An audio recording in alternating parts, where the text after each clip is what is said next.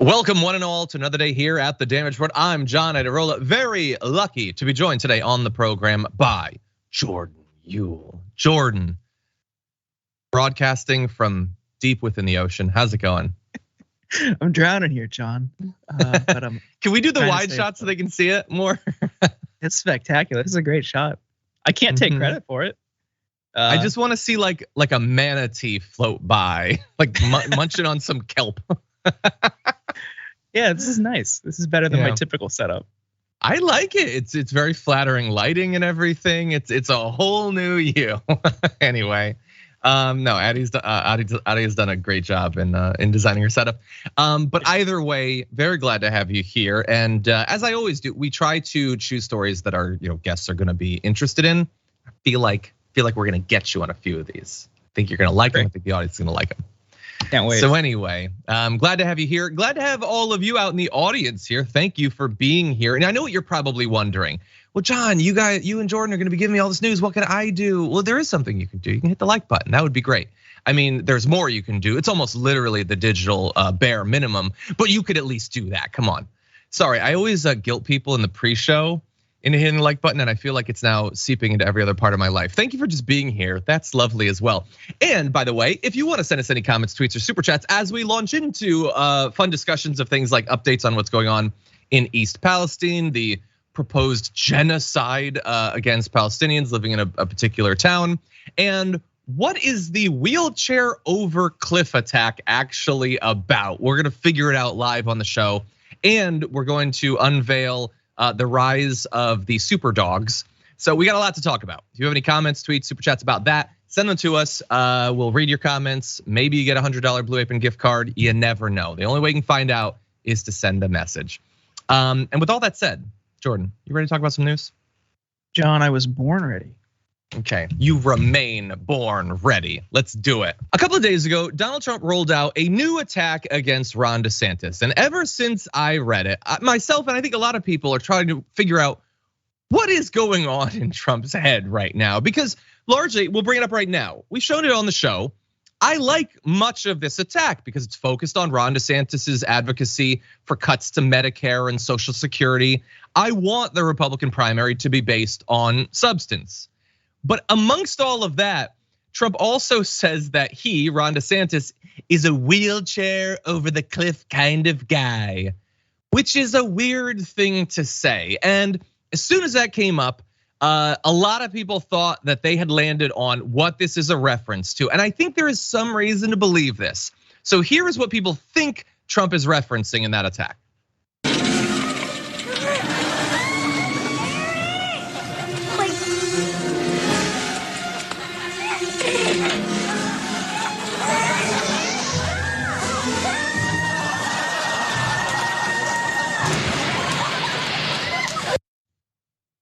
So you know that clip from Mac and Me made famous, I think, by Conan O'Brien playing that for Paul Rudd over and over and over again over the years. And okay, so that's not like a political thing. So why would Trump be referencing that? Well, it's on TV and that dude loves watching TV. There's no way he's not familiar with that. Jordan, what do you think? Yeah, that's a great guess. But ultimately, Republicans are trying to cut things like Social Security. We see there's a quiet bipartisan effort to let additional food stamp benefits expire. Maybe with this, he is trying to draw or illustrate how senior citizens benefit from programs like Social Security, and many of them rely on a wheelchair. Perhaps that's giving him a huge benefit of the doubt. I think the TV thing is right, but it shows he even understands this is the third rail of politics. You don't want to touch this, and that Republicans are willing to do it just shows their callousness. And what's really infuriating is some of the media has helped them in their efforts to distort and distract and obfuscate what they're ultimately trying to do by saying sunset, by trying to increase the age requirement or age limit. Those are ultimately just cuts because you've been paying into them. If you get them 5 years later, that is tacitly a cut. So that he even recognizes that shows just how, I guess, out of the ordinary he is in that party. but really at large, how bad the Republican Party is for America.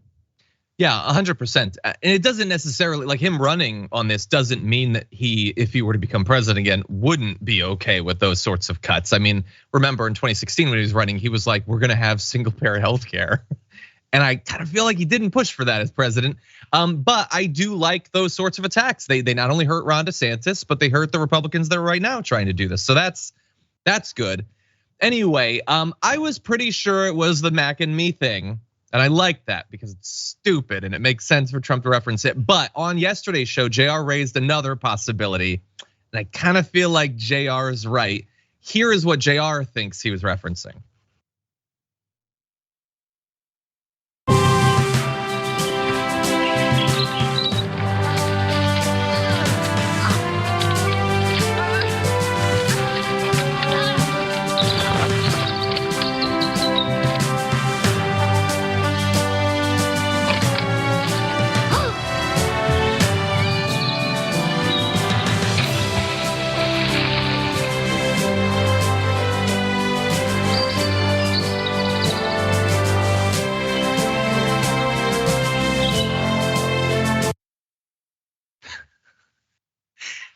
That is a real political ad that ran 10 years ago attacking Paul Ryan. That's who that guy is supposed to be.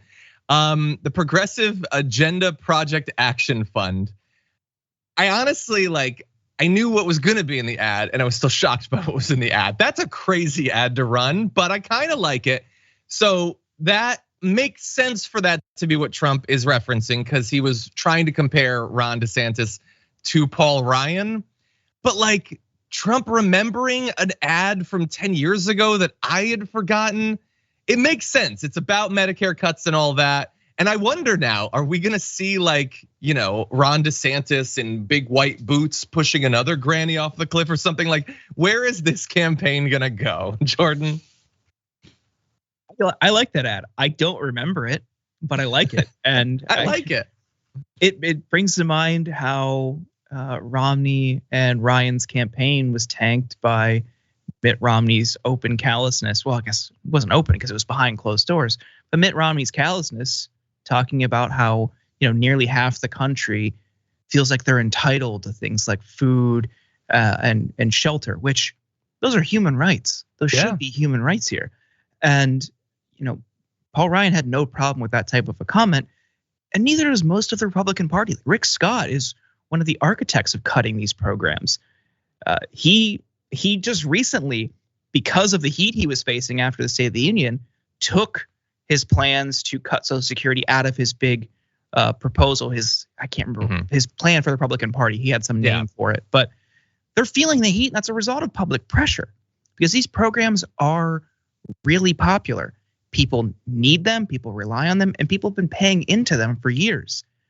The Republicans want to cut them or privatize them to help further enrich their Wall Street and their corporate donors because those are the people and those are the special interests who want to see those as opportunities for more profit.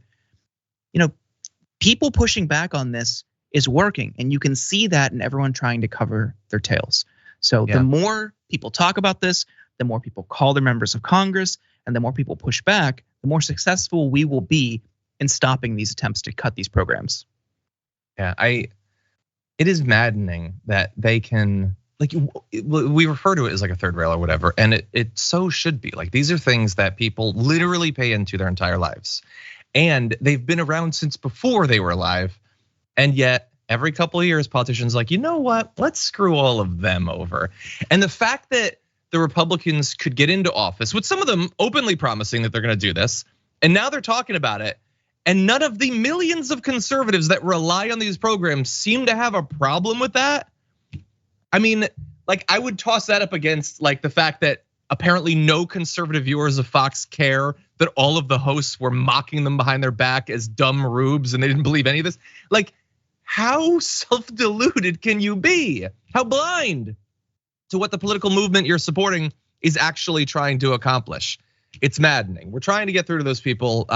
My references right there probably are not gonna help the matter. But anyway, yeah. Look, I will just say on the wheelchair ad, it's the whole thing, the attack is weird. But again, Like, I would much rather have the next 6 months of Donald Trump and Ron DeSantis attacking each other on how extreme their policies are than just, both of them pointing their cannons outward at the trans community or whatever. So honestly, Trump, here. I know you love applause. Let's keep it in this lane. How about that?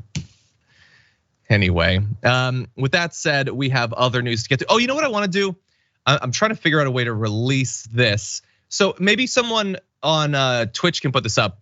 Just out of curiosity, which do you think it was? Is it the Mac and Me or is it the Paul Ryan ad? Let me know. We'll give the results of the poll later on.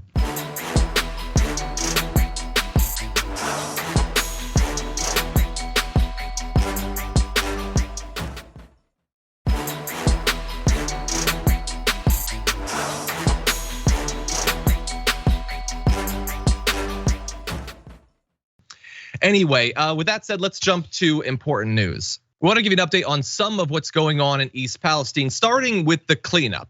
This entire time, for weeks now, there have been many people who've been dispatched there to try to clean up the situation, try to set everything right that's been destroyed by that horrific derailment. And what do you know? According to railroad union leaders, some of the workers who are participating in this cleanup are falling ill at the site of the derailment. This is according to a letter sent to government officials earlier this week, alleging that workers are getting sick with migraines and nausea and are not being provided necessary protective equipment. The American Rail System Federation claimed that Norfolk Southern has not provided personal protective equipment, including respirators, rubber overboots, and rubber gloves to workers dealing with the spilled chemicals as part of the company's cost-cutting business model.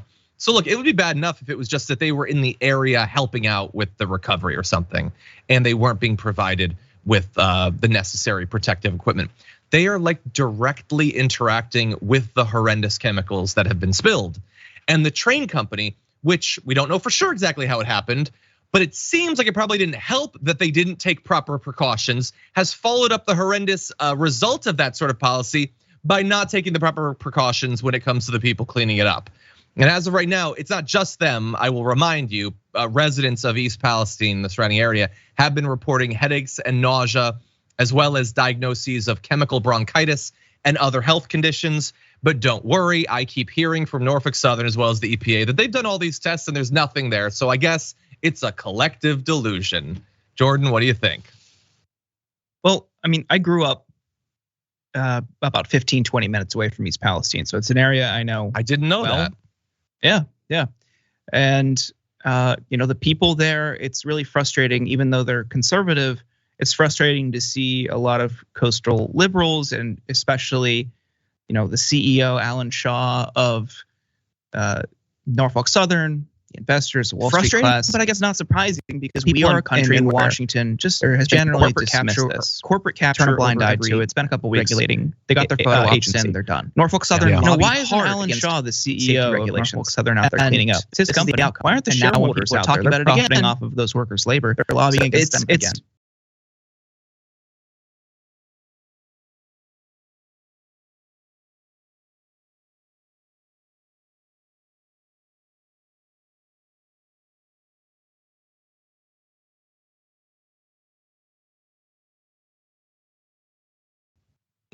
Yeah, you're right about they're not gonna develop cancer overnight. This isn't the toxic Avenger. It takes a lot of time. Respiratory illnesses can also develop over time.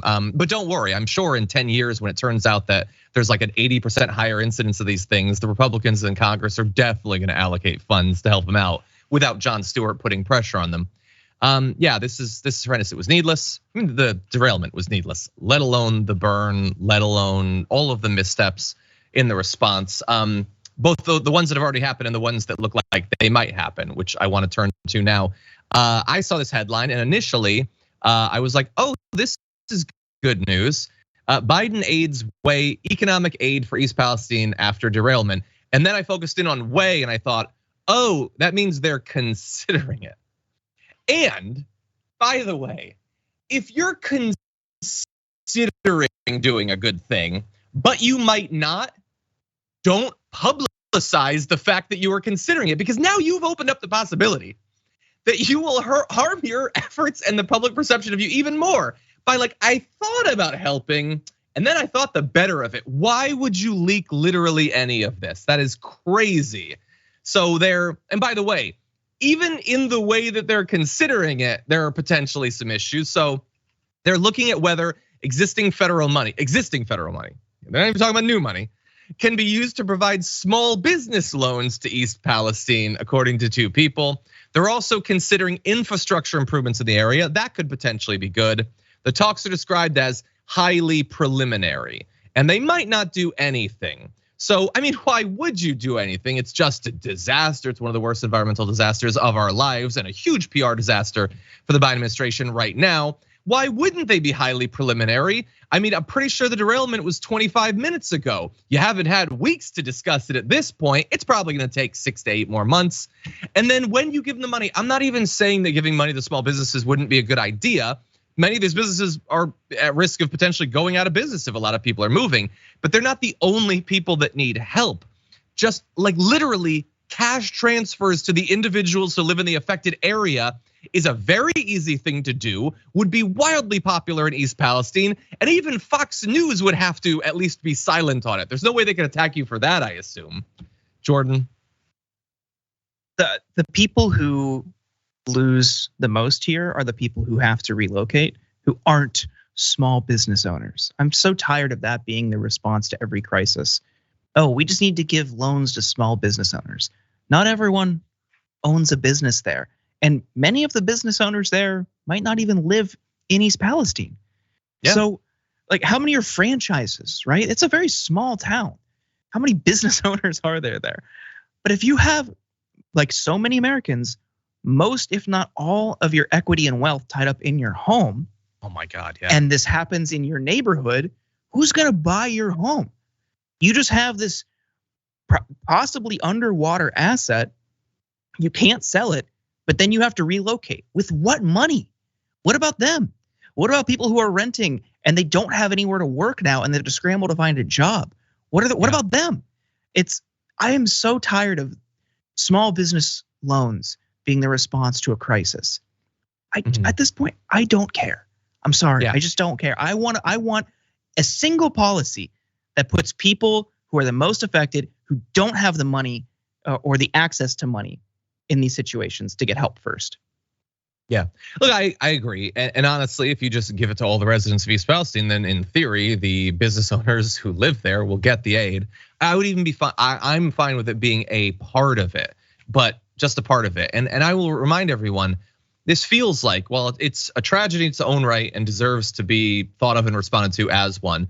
This is also like kind of a preview of environmental disasters and the aftermath to come. So what we're getting right now, and you did a great job of alluding to the fact that you can't just sell the house if no one's gonna buy it, and think about how long it's gonna be before the first thing that people think of when they think of East Palestine isn't the toxic chemical burn. Our lifetimes, maybe, probably for the rest of time. This is like Ben Shapiro telling people with homes on the coast of Florida, well, when the ocean rises, just sell. Yeah, that's a little bit easier said than done, bozo.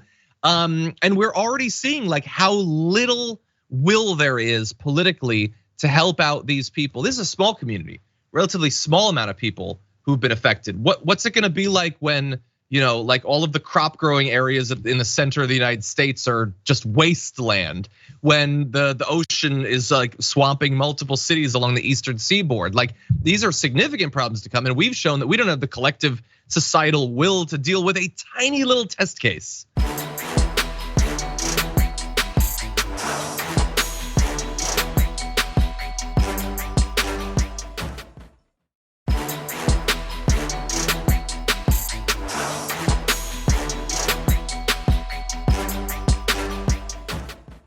And I want to focus on another aspect of what that response should look like. But first, a fact check. So ever since the derailment in East Palestine, there's been a lot of concern about the possibility that deregulation or lack of regulation on trains contributed to it. But don't worry, Glenn Kessler of the Washington Post has a response. No. It wasn't Trump's deregulation that did it. You can see the article right here and you can read the entirety of it if you want. So far, Trump's rollback of regulations can't be blamed for Ohio train wreck. So he agrees with Donald Trump, who earlier said, I had nothing to do with it, nothing at all. for the first time in his life, not taking blame for something. But anyway, I don't know if specific actions that Trump took increased the chance of this happening a little bit or a lot or made it a guarantee. I don't know that for sure. And we haven't claimed that it definitely contributed. We've said there's reason to believe that it might have. But I do want to take issue with a little bit of the fact checking that happened here. So as an example of, he goes through a bunch of different things that happened under Trump, whether they could have potentially impacted this. And so one, the most important, I think the one that people are focusing on the most is regulations on installing electronically controlled pneumatic brakes. So modern brakes rather than brakes from the 1500s or whatever. And so in this article on the Washington Post, he says, NTSB Chair Jennifer Homendy said on Twitter that the repealed rule was not relevant to the accident because it would have only applied to high hazard flammable trains, whereas the train that derailed in East Palestine was a mixed freight train containing only 3 Class 3 flammable liquid cars. This means that even if the rule had gone into effect, this train wouldn't have had ECP brakes. And that is enough for Glenn Kessler to then say, that means you can't blame them for this. Well, first of all, I would ask you to free your mind a little bit. In theory, we could have regulated. Now, yes, Trump is no more responsible for not doing more stringent regulations than Biden or Obama was, but that is something that could have happened. So maybe they all deserve some blame. But also, they allowed trains that contain multiple flammable liquid cars to not qualify as high hazard. That's a choice that was made. So in theory, this could have applied to those trains. And even beyond that, he acknowledges in his own article that one of the people who helped write the rule as administrator of the Pipeline and Hazardous Materials Safety Administration said that if the rule hadn't been delayed and then shelved, she believes that there's a variety of reasons that the train companies would not be selectively installing it on one train. They would want the trains to be able to haul different types of cargo, so they all would have gotten the brakes, which means that this potentially could have helped. Again, we don't know for sure, but this is one of those fact checks where the fact checker is going out of their way to be defensive towards the person that they're clearly trying to protect with this. Sorry, Jordan, I know that that's a lot there, but what do you think? Well, you're right. And I think Obama, Trump, and Biden, they all share some blame here because those rules that they're talking about, the classification of these trains, that could have been changed and could have been heightened under Obama. But the rail industry, the American Association of Railroads, their big lobbying group, fought it, pushed back against it. And Trump repealed what little rules they had. Biden and Pete didn't reinstate them. So it's all of them. And you've seen people on both sides just pointing the finger. It's like, hey, everyone sucks here. Glenn Kessler also comes from the Royal Dutch Shell family dynasty, so I don't expect him to be a real neutral arbiter of I know that. of truth in anything related to fossil fuels or industry, anything potentially hazardous to people. But yeah, that's who his family is. So that is interesting. I think his opinion is perfectly fine to disregard in the situation. But really, we need tougher regulations and we need these brakes on all trains. The technology is there, let's just do it. But the thing is, they won't because it costs money. They don't want to do it because it costs money. Meanwhile, they've spent billions on stock buybacks over the years, with very, very little being spent on capital or in infrastructure investments. So that's what they care about. It's enriching their shareholders, giving themselves huge bonuses. They don't care about people in East Palestine. They don't care about the workers. They don't care about anybody affected by their many, many, many derailments every year. And to sum that up, Pete said in an interview recently, well, people are making a big deal out of this. I'm paraphrasing. People are making a big deal out of this. But really, we have 1,000 or so derailments every year. That's bad. That is something really bad. I think we should work to mitigate, not just be accepting of. We need to figure out, how do we reduce that number? 1,000 and we're okay with that. How many days are in a year, John? I don't know, like dozens, but yeah, no, that does seem like probably too much. No, if you had asked a random person 6 months ago how many train derailments there are in America, they'd probably be like, I don't know, man, are there 5? That seems like a lot. But anyway, yeah, no, you're totally right. there is a lot of blame to go around. Even if it was specifically like the ECP thing, Biden could have reinstated it. We don't know for sure that there would have been enough time for them to put the brakes in. And again, at the end of the day, we don't even know for sure that the brakes are the cause. But deregulation, not just in terms of that regulation was taken away. I mean, a governing philosophy where our approach to regulation is what can we do to benefit corporations? That clearly is to blame. And if you're a conservative watching this, when a 1.5 mile long train loaded down with chemicals that are both deadly and unpronounceable is barreling towards your town, what do you want first and foremost on the mind of the legislators that are writing legislation about what's gonna be on that train and what's not? Do you want them to be thinking about the interests of the train company or the people who live next to the train tracks? Because there are two types of political philosophy that could govern our country. And we've had the one, well, let's let the rail barons have what they want. They've been in power for hundreds of years and we've seen what comes of that. Maybe we can switch it up a little bit. But it doesn't look like we're going to, and really fast. So for Glenn Kessler, again, like, hey, everybody, pump the brakes, wink, wink, on criticizing Donald Trump. He's defending their stance on deregulation as the Republicans are broadcasting that they don't want to do any regulation in response to the derailment. You have this article coming out on Politico, I think it was. They're urging no burdensome regulations on freight rail coming up after this. So you had Senator Rick Scott asked, what should lawmakers do? And he responds, well, start doing our oversight and stop approving people that don't know how to do the job. You get it? Replace Buttigieg. That's it. Just replace Buttigieg and let the toxic, like, wasteland trains keep barreling through your town.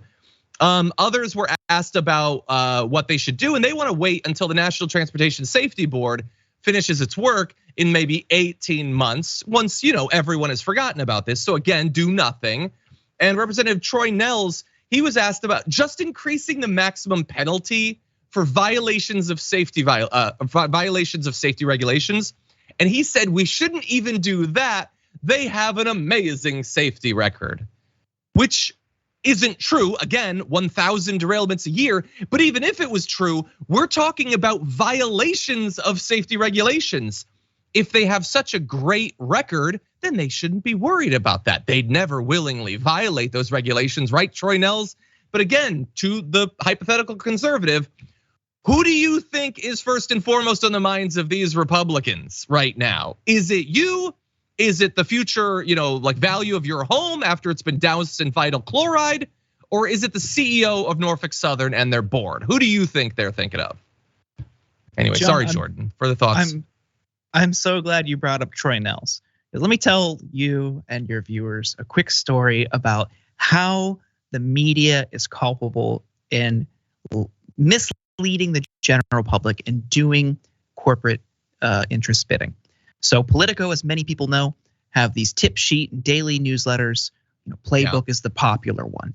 And corporations can buy ad space in them and sponsor these newsletters.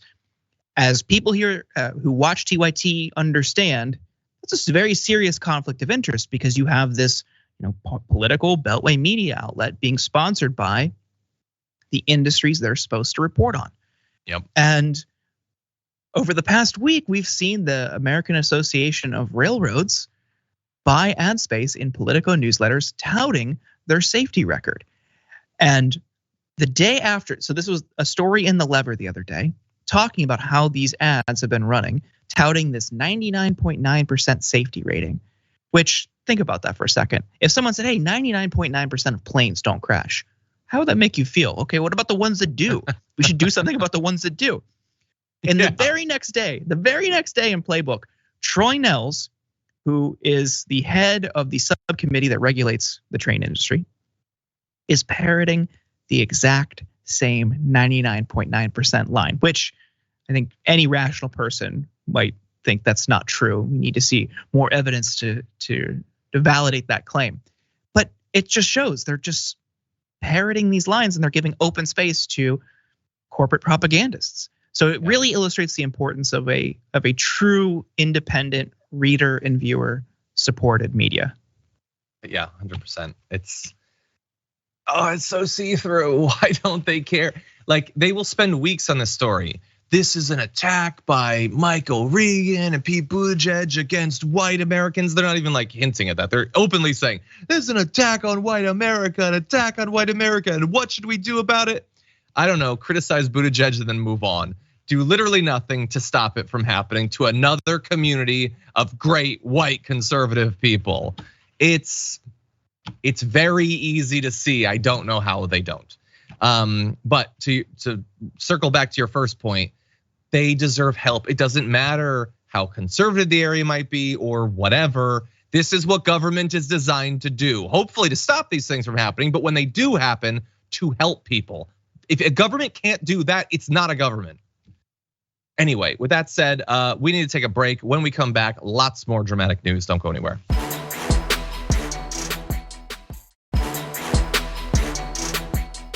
Okay, there is too much news to get to. We've got some rough stuff, subject matter wise. We're gonna be talking about some foreign policy of the worst varieties. Just a little bit of a heads up as we launch into this.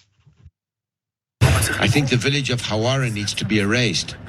I think that the state of Israel needs to do this, and God forbid, not private people.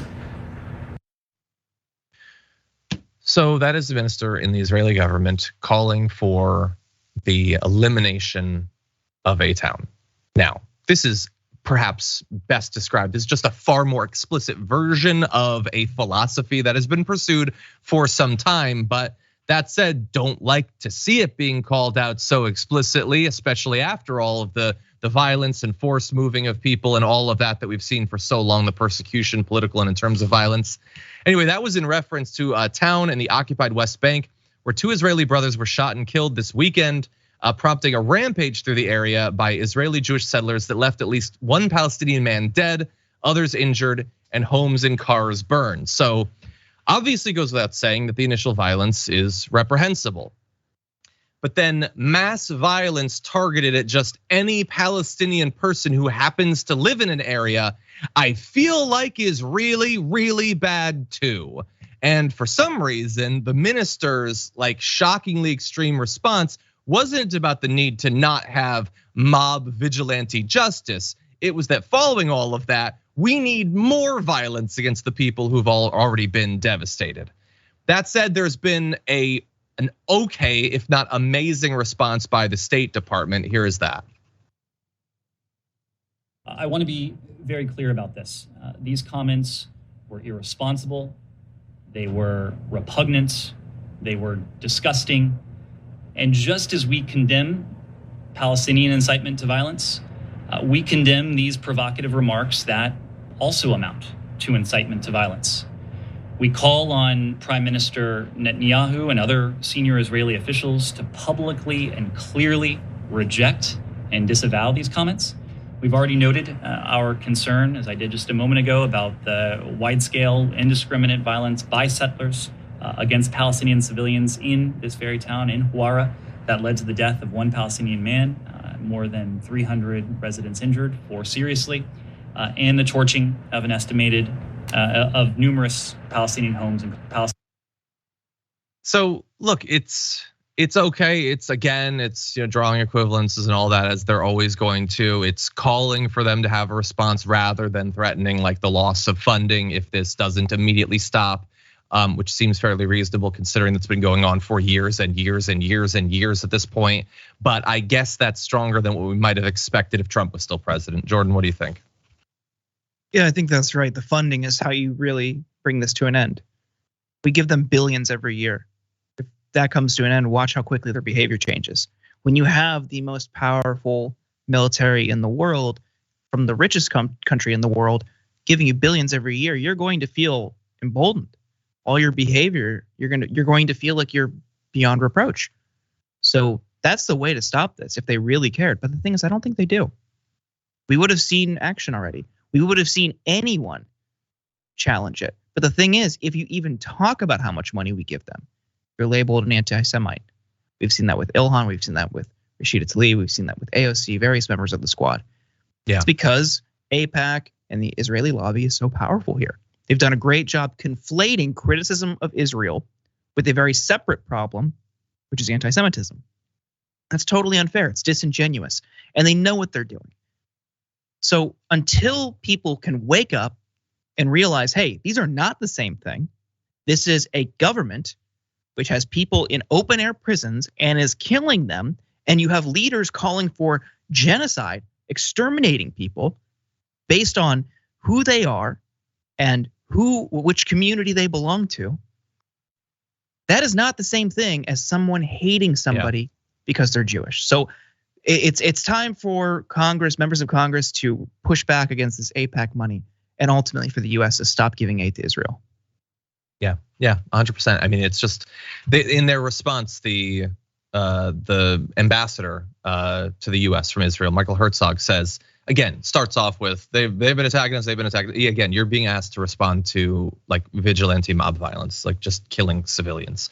So you go on your whole thing or whatever, and then says it is absolutely not Israeli policy and it's against our values to respond by wiping out civilian villages.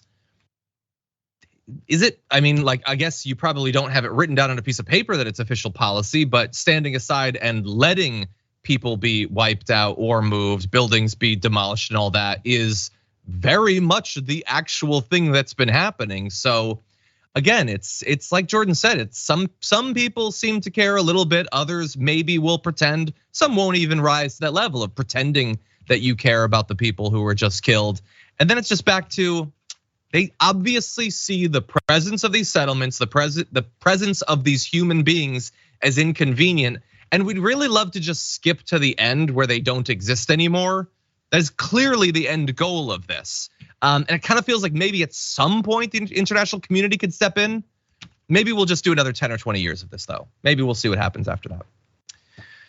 Anyway, it sucks to go immediately from that story into more terrible people doing terrible things, but let's prep for the D block. Whenever you're ready, we'll jump into this. The Democrats are giving the homeless drug money and 3 square meals a day, plus free Wi-Fi. Now, when I was growing up, the homeless didn't have cell phones with tents from LL Bean. We're euthanizing the homeless. This is like hospice for the homeless. Let's make them comfortable before they die. The only thing we're not doing is reading them their last rites. So that is Jesse Waters, who has never skipped an opportunity to attack the unhoused. Just part of an ongoing crusade by Fox News against the people with the least in our society, the least money, the least power, the least recognition, the least access to the media, the least literally everything. Every single day they attack these people. And now, because in Oregon, Democratic lawmakers are trying to improve the lot of people who are unhoused, maybe help them reestablish their lives. That is just another opportunity to attack them. Because what you are doing, if you're providing money or whatever that you're providing, is you're euthanizing them. You're killing them because you're trying to stop them from needlessly dying constantly. So you should stop that, which from his perspective would be more moral, which is to just not help them and let them die. Again, it's when you try to get in the brain of one of these insane, sadistic right-wing grifters, you can go mad yourself. But that appears to be the argument that he's making. It is immoral to help get them comfortable before they die. So just let them die, but not comfortable. Jordan, what do you think? I mean, Jesse Waters is a silver spoon kid. His relatives were publishers of the Saturday Evening Post and the Better Homes and Gardens magazine. He went to a $40,000 a year charter school growing up. Jesse Waters never has cared about people who are experiencing homelessness and never will. He's mad that any benefit could be going to people that he despises. This is a class war and it's aired on Fox.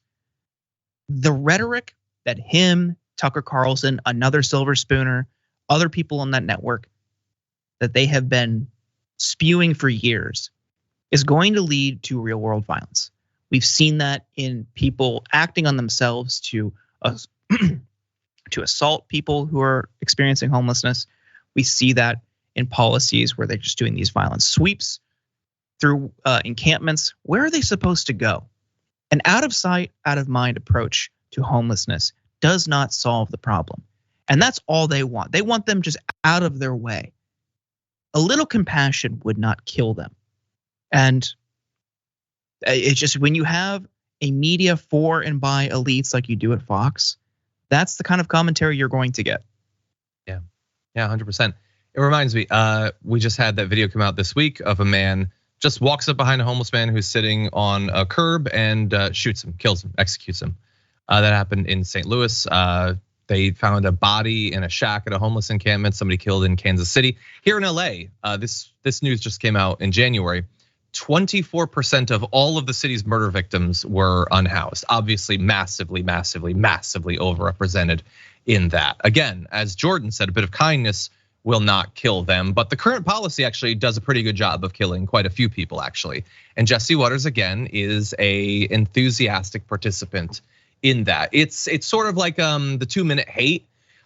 So you get people who are comfortable in their living rooms watching Fox News, and you just get them worked up at how unfair society is because the people who are living on the streets have it too good. That's the game that they engage in. That's the fun that they have. It's a little bit of housing to create beds for people who are unhoused in Oregon. That's what they're doing. To invest some money in modular homes and to provide a test payments to help people to see if it will get them off the streets. This is what they're demonizing on the populist Fox News. Anyway, it continues. Okay, we're gonna take a break. When we come back though, oh my God, we've got one of the wildest news stories of the week. Don't go anywhere.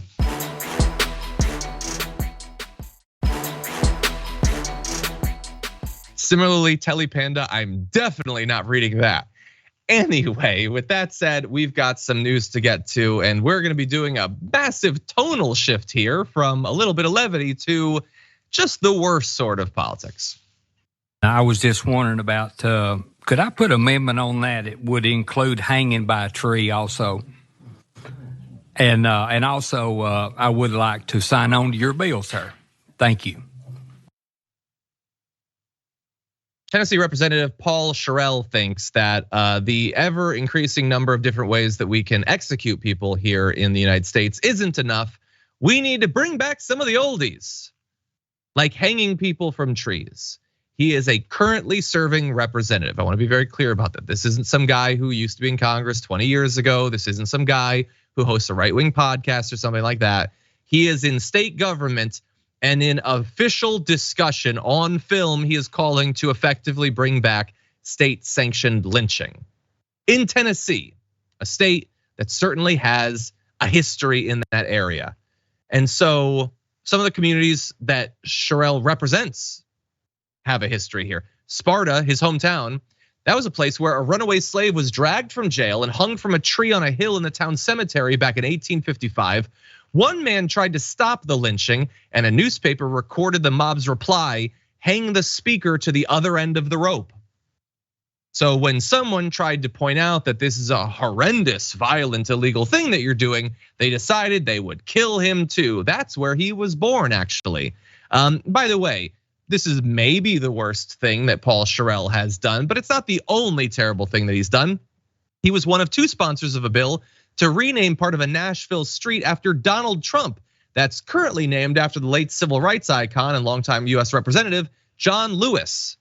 So we thought we should take that from John Lewis and give it to a prominent racist. So he was also one of only 2 state legislators who voted against a 2022 bill requiring schools to include Black history and Black culture in their curriculums in grades 5 through 8. It's almost like there's a pattern here as to what's driving his politics. Jordan, what do you think? Yeah, absolutely.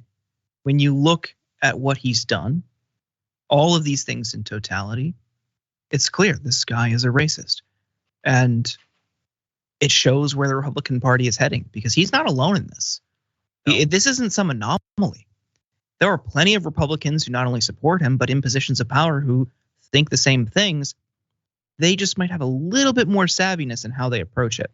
They're not going to say something as openly transparent as, hey, we should start hanging people and lynching people again. But they think it and they'll support it. And this goes back to this fight against this fight for anti-racism. It's not just enough to not be racist. You actually have to fight back against these people. And when people think they're too cynical or don't think they have any power in this arena, people like him win. And when you let people like him go unchecked or run unopposed or don't even call them out for their record or fight back against it, this is the consequence. So I really want to underscore the importance of being anti-racist in addition to criticizing people like him. Yeah, 100%. This guy's a state representative now. If he would run in a primary for Congress, you think the Republican Party would reject him? He wanted to be a senator someday? And again, we get to, every once in a while, we get to have a conversation, usually kickstarted by Fox News, come on, is there really racism in America? We get to waste a little more time like that while people like this are crafting legislation. Some sort of official censure might be nice. I have a feeling in Tennessee it's probably not coming, considering the state of their state government right now. Okay, with that said, we're gonna jump to, I don't wanna end on a down note. I wanna end on a little bit more of a positive note. It's gonna take a bit of a journey to get there though. Let's jump into this.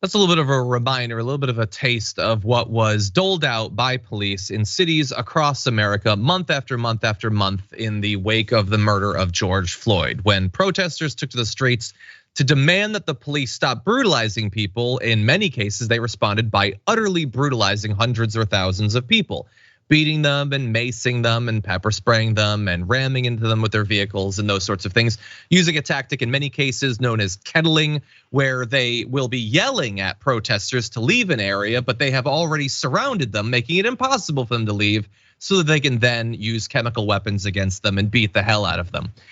Thankfully, there was many lawsuits that were launched after this tactic was so widespread, particularly in protests in New York back during 2020. And while there are many lawsuits continuing, and we don't know exactly what's going to happen in all cases, in one particular class action lawsuit, New York has now agreed to pay at least $21,500 to each of the hundreds of demonstrators at a protest in the Bronx who were, quote, arrested, detained, and or subjected to force by police officers. They unfortunately don't have to admit any fault or liability as part of this settlement, and we'll have to see whether the individuals will actually agree to this, because obviously some of them might be involved in other cases. But getting at least a little bit of money in exchange for the intentional brutality from the police, for some might seem reminiscent of justice. Jordan, what do you think? Yeah, it's good that the victims are being compensated, but it's bad that that's just going to come out of come at the taxpayer's expense. And when you had yesterday, the city council in New York had a hearing on the special response unit. Those are the officers who did this. NYPD didn't even show up. So what do we expect will change if they're not on the hook for the bill? Taxpayers are. They're not even showing up to oversight hearings about this type of behavior and about this unit. What's going to change? And when you have people like Eric Adams in New York and even Democrats across the country saying, no, we need to increase our support for the police and increase police funding with no meaningful restrictions or changes to what they do and what they can do, what's going to change? What incentive or requirement do they have to change their culture? So this is good for the victims, but on a whole, nothing really is going to change. Yeah. Well, look, in a large sense, when it comes to actually reforming police, that has unfortunately been the lesson that we've taken out of this. But at least for some of these individuals, this might help a little bit. Unfortunately, that is all the time we have for the first hour of the show. Thank you everyone who's been watching and or listening. But if you're watching on YouTube, Twitch, a number of other platforms, there is more to come in the aftermath. So don't go anywhere. Jordan and I will be right back.